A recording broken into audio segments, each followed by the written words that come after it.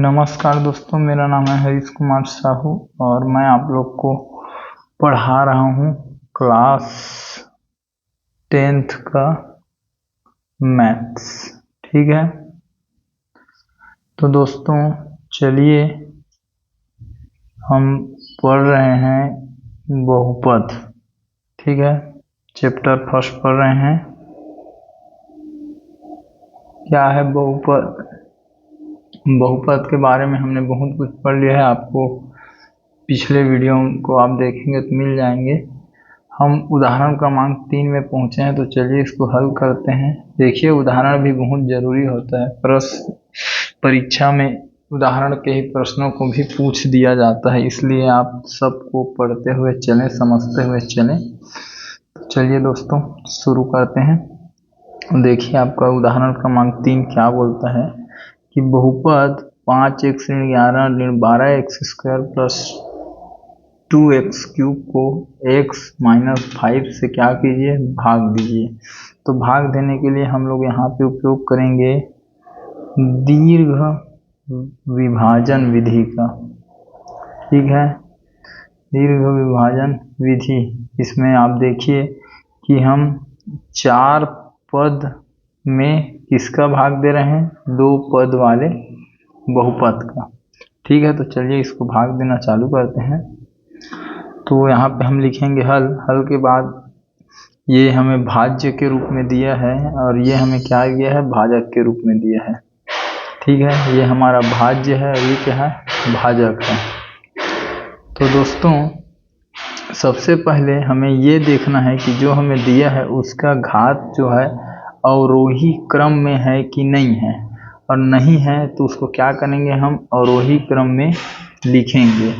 अवरोही क्रम का अर्थ है घटते क्रम में, घटते क्रम में।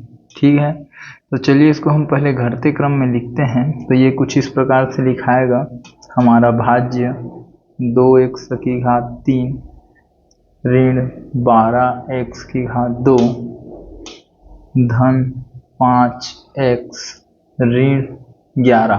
ठीक है, इस प्रकार से घातों को घटते क्रम में लिखेंगे। यहाँ पे 3 है, फिर 2 है, फिर यहाँ पे 1 है। ठीक है, इस प्रकार से।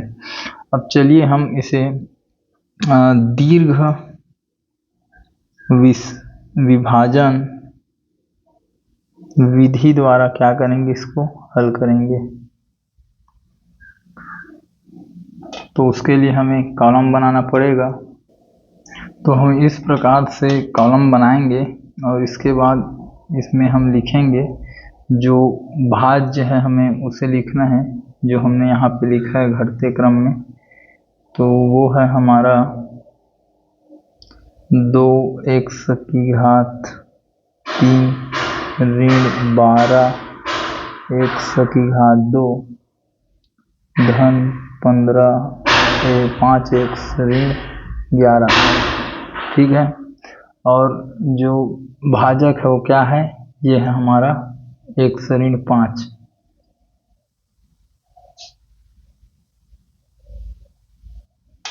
तो हम यहाँ पे लिखेंगे x ऋण 5। ठीक है, तो सबसे पहले वाला जो पद है वो पहले वाला पद से भाग जाना चाहिए, विभाजित होना चाहिए। बाकी दूसरे से हमें मतलब नहीं है। ठीक है, तो देखिए हमें 2x³ लाना है। तो एक समय हम किसका गुणा करें कि हमें 2x³ मिले। तो चलिए दोस्तों दिमाग लगाइए कि एक समय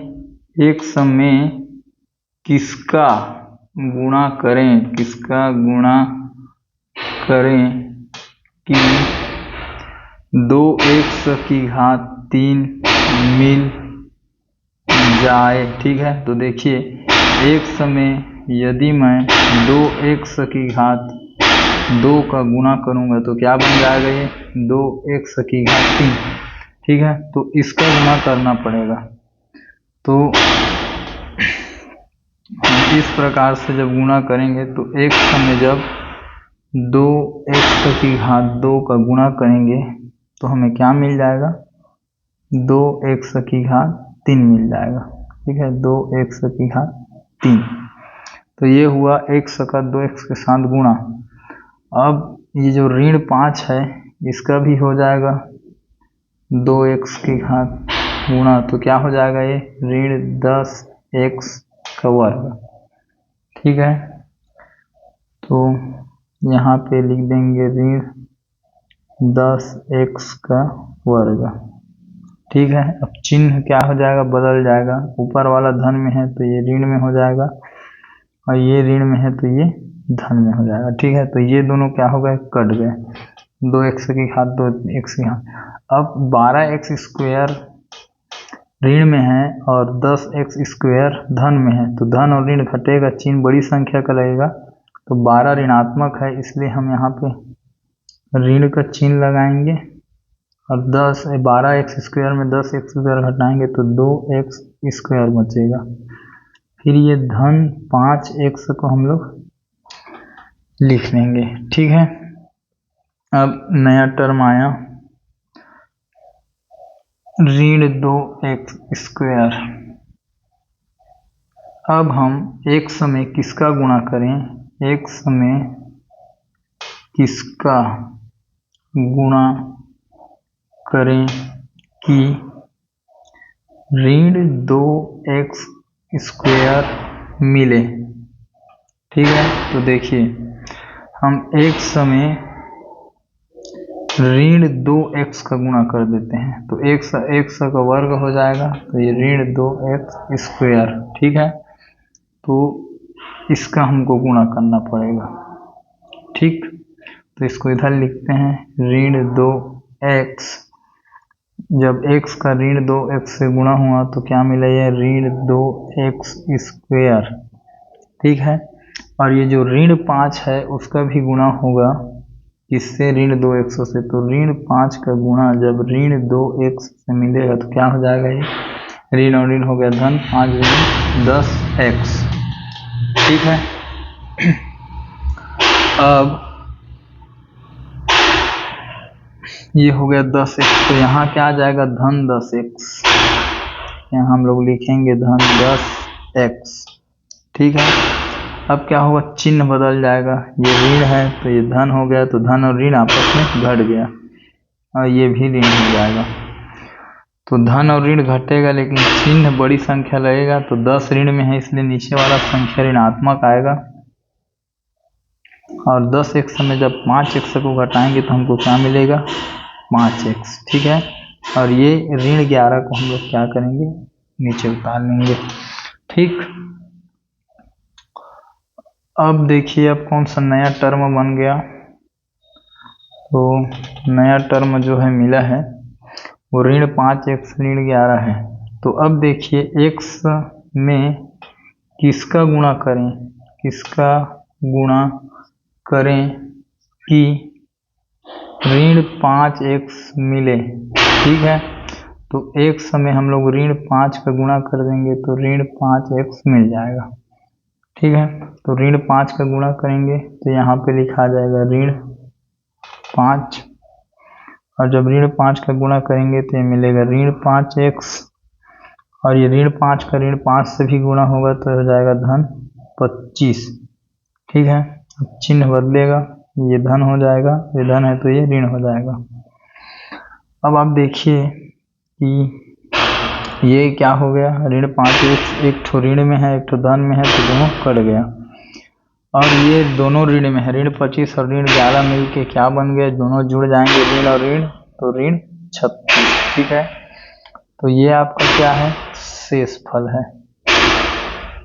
ठीक है दोस्तों, वो आपका शेष फल है।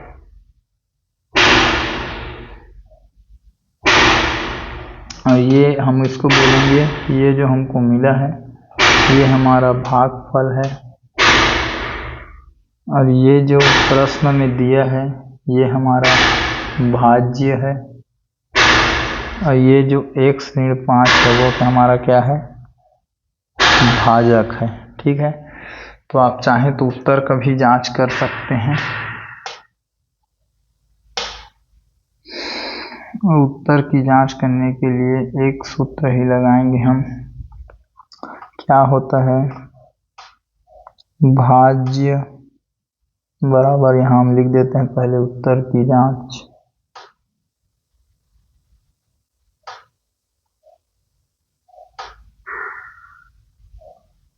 उसके लिए सूत्र लिखेंगे भाज्य बराबर भाजक गुणा भागफल धन शेषफल। ठीक है, इस प्रकार से। अब भाज्य जो दिया है उसको आप लिखिए। तो भाज्य हमको क्या दिया है, भाज्य हमको दिया है 2x की घात 3 ऋण 12x की घात 2 धन 5x ऋण 11। ठीक है, ये हमको दिया है। और भाजक हमको क्या है, भाजक है हमारा x ऋण 5 और भागफल हमको क्या मिला है 2x की घात 2 ऋण 2x ऋण 5 और शेषफल कितना मिला है ऋण 36। ठीक, चलिए इसको आप मान लीजिए कि ये लेफ्ट हैंड साइड है। इसको हम हल करेंगे तो पहले x का गुणा इन तीनों के साथ होगा, ऋण 5 का गुणा इन तीनों के साथ होगा,